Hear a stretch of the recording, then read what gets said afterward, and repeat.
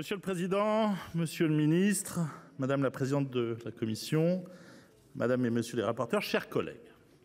Avant de commencer, je voudrais remercier très sincèrement les auteurs de la proposition de loi, Jean-Baptiste Blanc et tout particulièrement Guislain Campier, qui s'est rendu disponible à chaque fois que nous l'avons sollicité dans la Marne et a pris le temps d'écouter, d'échanger et d'expliquer cette proposition de loi avec l'ensemble des élus rencontrés.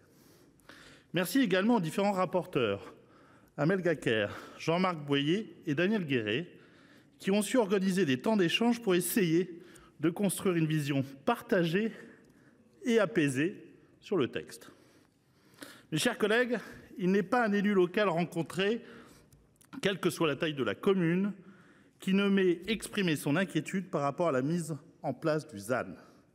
Il n'est pas une séance de travail sur le SCOT ou le PLUI que je pilote sur le Grand Reims où ne revienne ce grand enjeu qui est la zéro artificialisation. Tout de go, je suis convaincu que nous aurons dans tous les cas de très grandes difficultés à appliquer ce zéro artificialisation net en 2050, tant le sujet reste complexe et son application, notamment en matière de compensation, instable.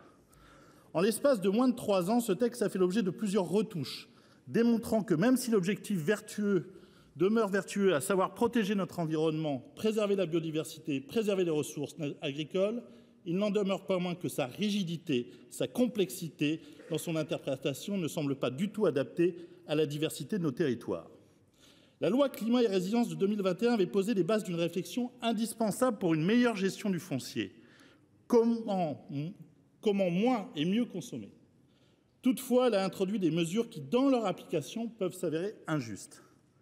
Injustes par un mode de calcul favorisant les territoires ayant fortement consommé du foncier par le passé et pénalisant ceux qui ont eu une politique vertueuse en la matière.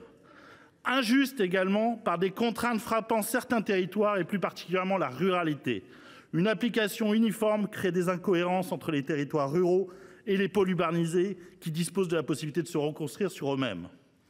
En parallèle et paradoxalement, notre pays doit répondre à des enjeux cruciaux.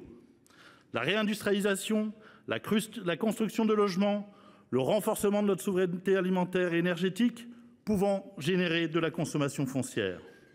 Or, face à ces nécessités, les rigidités imposées par cette loi de 2021 rendent toute évolution extrêmement complexe. Mais attention, il ne s'agit pas non plus de tomber dans l'excès inverse et d'être trop permissif. Il nous faut trouver le juste équilibre. Cet objectif ne peut et ne pourra se faire qu'avec les élus locaux qui sont à même de construire un projet pour leur territoire tout en intégrant les grands enjeux de préservation des ressources naturelles. Ils sont en première ligne et constituent les meilleurs relais vis-à-vis de nos concitoyens qui seront impactés. Il faudra de la conviction et du dialogue pour aller expliquer à une famille ayant payé des droits de succession sur un terrain à bâtir que celui-ci ne l'est plus à cause du ZAN. Bon courage. C'est dans cette optique que la philosophie de la proposition de loi trace prend tout son sens. Redonner aux maires une véritable marge de manœuvre. Il s'agit de leur offrir plus d'agilité, de leur permettre de prendre des décisions adaptées à la réalité du territoire. C'est aussi l'occasion de redonner du temps, élément essentiel pour faciliter la réflexion, la projection et enfin l'acceptation. Cela passe notamment par des délais adaptés et cohérents pour les territoires ayant déjà engagé ou en passe de le faire dans l'élaboration de leurs documents d'urbanisme, que ce soit SRADET, SCOT ou PLUI.